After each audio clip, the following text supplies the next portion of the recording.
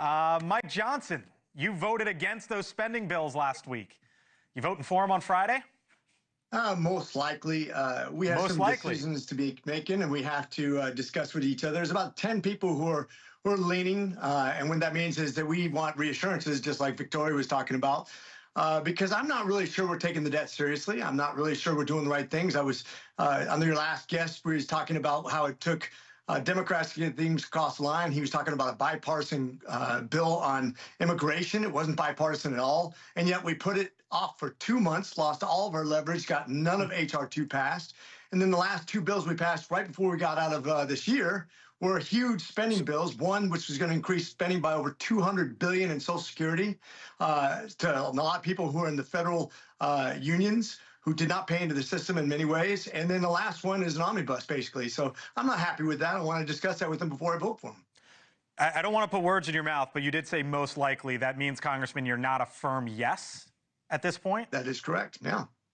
And so Victoria Spartz today, a Republican, your colleague, basically said she wants some sort of assurances, and I heard you echo that. What kind of assurances specifically would you be looking for, or do you want?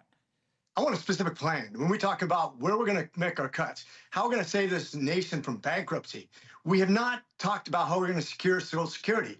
In about 9 years, because that bill we just passed, Social Security will go bankrupt. It will have an automatic 21% cut unless we do one of two things, which is expand our debt by massive amounts or get the automatic debt cut. And so I just don't think we have a plan. And when I talk about non-discretionary spending, what we call mandatory spending, that is almost 3/4 of our budget. So, if you take the 15% that's military, we have nothing left to cut when we're in 30% deficit. Every 10 days is another $100 billion in debt we get. We're not taking this seriously. I need to see exact plans, what we're going to do, how we're going to tackle this, so that I know that we're going to actually have something that's not going to be passed because 100% of Democrats vote for it, which means it's probably a pretty bad bill. So you say that we don't have a plan, quote unquote, to deal with some of the items that you just discussed. And I hear you talking about Mike Johnson, but Donald Trump's the incoming president. He's the leader of your party. So when I hear you say we don't have a plan, how much of the blame do you put on the man who's going to be occupying the Oval Office, Donald Trump? It's up to It's not up to President Trump to deal with the purse strings. That is legislative body. We're not a monarchy. We're in a republic, and by constitutional delivery, we, Congress, are responsible for the budget, not the president. He can have his own ideas, but ultimately it's up to us to be responsible and pass a budget that's somewhat responsible, because we haven't done that in about 30 years.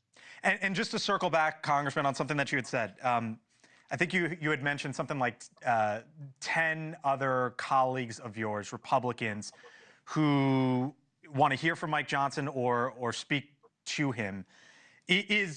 Are there conversations happening behind, or let me put it this way, there are conversations happening among Republicans right now?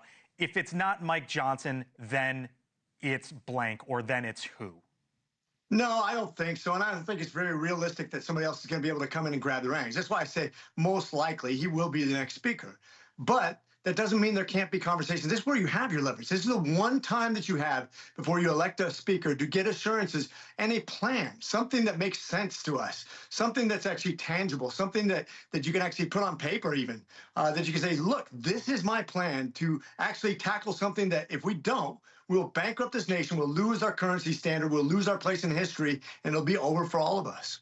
Let me leave you with this. Is there a way that you can envision yourself voting no against Mike Johnson?